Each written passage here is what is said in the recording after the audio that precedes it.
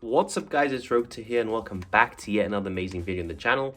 For today I got you a post Photon Hypernova Ghoti deck profile. I feel that there's a common in this set, which I'll show you in the deck profile, that takes this deck to a whole new level, guys. It is very cool, very spicy, and I can't wait to show you guys. Make sure if you do like this video, you do subscribe, leave a comment down below, and also like the video now that you're there. So without any further ado, let's get straight into this deck profile. So starting off with the main deck here, we are playing triple of the PHHY Light of the Ghoti. In my opinion, this is probably the best tuner, just for the ability that it has on the field to banish itself and special summon a fish from your hand. We are also playing triple of the Shift.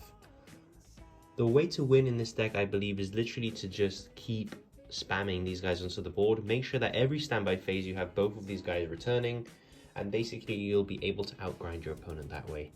For a 2-of, we have 2 of the Snowpios, Shade of the Ghoti. I think this card is probably the best Ghoti. It is the most versatile.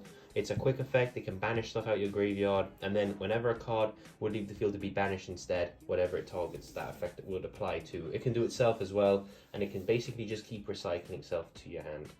For a 1-of, we have the 1 Zep. I think that at 1, this card is perfect. I wouldn't run any more.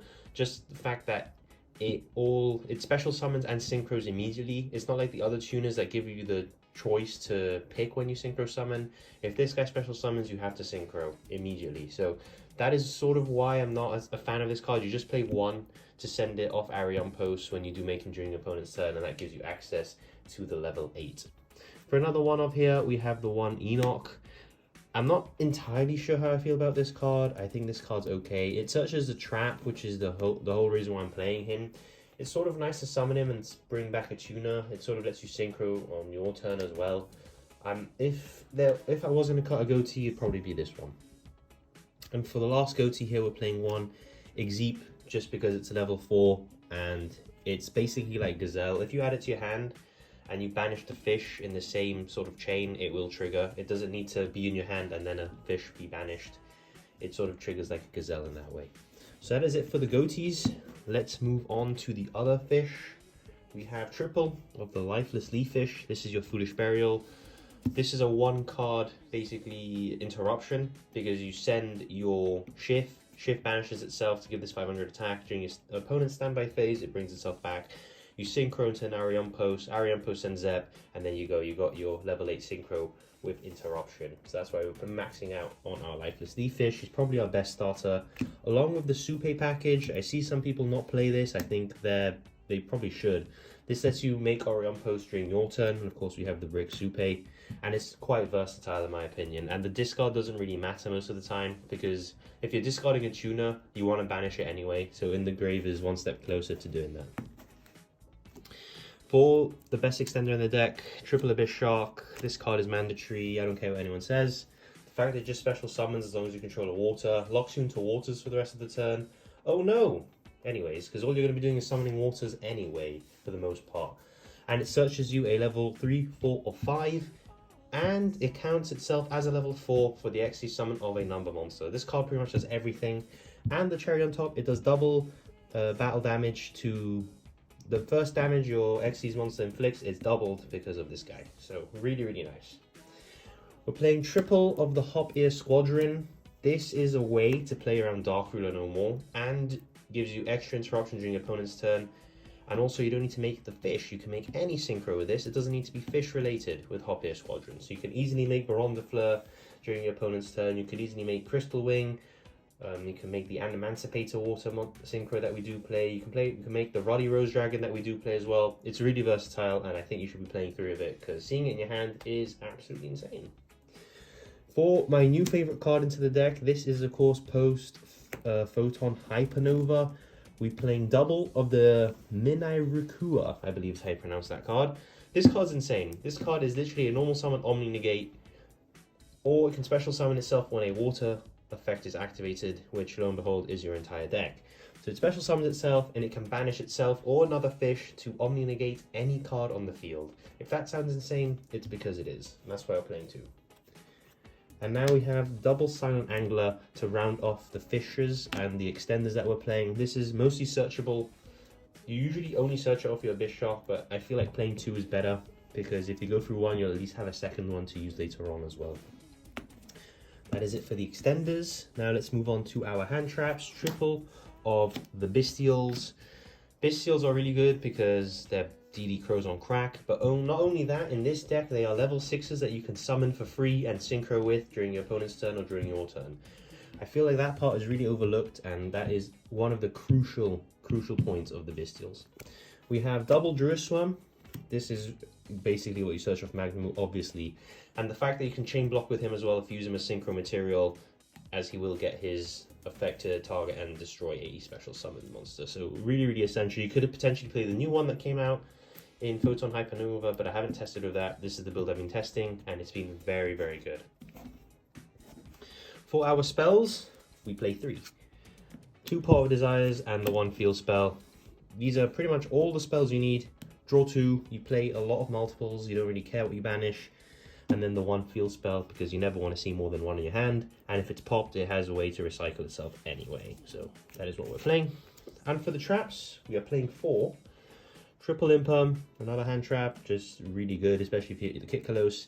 And the 1 of the Ghoti Fury, which is really nice as well. Basically interrupts your opponent, banishes fishes, but they come back anyway in the standby phase, and is searchable off your Enoch as well. So that's it for the main deck. It is 40 cards. Let's go into the extra deck. Moving on to the extra deck, surprise, surprise, it's 15 cards. Starting off with our only link monster, we have 1 Abyss Keeper. This card is so good, it actually feels like a custom card. You make it with 2 water monsters. It special summons a fish out of your hand, and then it has, you can banish a fish and 1 card on the field. And all the Ghotis come back. So this card is ridiculous, and the only link we play. For the big Ghoti synchros, we have 1 of the Ghoti of the Deep Beyond. If you resolve this card, you win the game. That's why we only need 1, because it banishes every card on the field, and then it comes back during the standby phase, and it has huge amounts of attack, and then you just win the game. That is why you only need 1. You only make it if you think you're going to win the game. We're playing 1 of the Googlim, I believe is how you pronounce it. I don't know why this card was secret rare. It should have been a common, to be honest with you. We're playing 1, even though most builds don't, is because this outs monsters that are difficult to out. Simply by battling them, it non-target banishes them. And there's a really cool tech in terms of if you use Magnamu as one of the materials with a Ghoti, what you can do is during the standby phase, you can banish this card, bring back the Magnamu, and the Magnamu will trigger again for the search. That is pretty much as cool as it gets with this card, because apart from that, it's pretty terrible. But we'll play it just in case we can't out anything. For the good synchros, double Ascan, this card is probably the best synchro along with Orion Post, hence why we're playing 2 of each. Ascan's amazing. It's just a banish on the field, usually banishes itself and then it revives itself, and Orion Post just banishes a Ghoti straight up from the deck, and when it's used as synchro material, banishes a fish, usually itself, and then searches equal to that level or lower. So they're really nice, and this is the only level 6 we play because it's the only one you want to get into, because this gets your engine started, and that's the only thing we need in Ghotis. Once the engine's started, you are really good. For the big synchros that aren't fish, 1 Ruddy Rose Dragon. This card is really funny, especially if you do it in your opponent's turn. Banish all their graveyard, and then you have the D-Shifter, which we do play in the side deck, and you D-Shifter them, and then they cry. And you banish all your graveyard. Oh no, anyways, because all your Ghotis come back anyway. So this is why this card is really good. We're playing 1 of the Chengying, which is the Sword Soul. You basically get to pick when you banish cards from the graveyard, especially like Shift, for example, with your Snowpio. So this card can trigger whenever you want, basically. And it's an IDP on a body, and it gets huge. 1 White Aura Whale. It's gonna win you a lot of game 1s because your opponent doesn't expect it, and then game 2 and 3 they're gonna be putting everything in defense mode, so you probably won't be making this card game 2 and 3. But it's there for the game 1 for that wow factor, and of course links can't be put in defense, so it'll always out the links.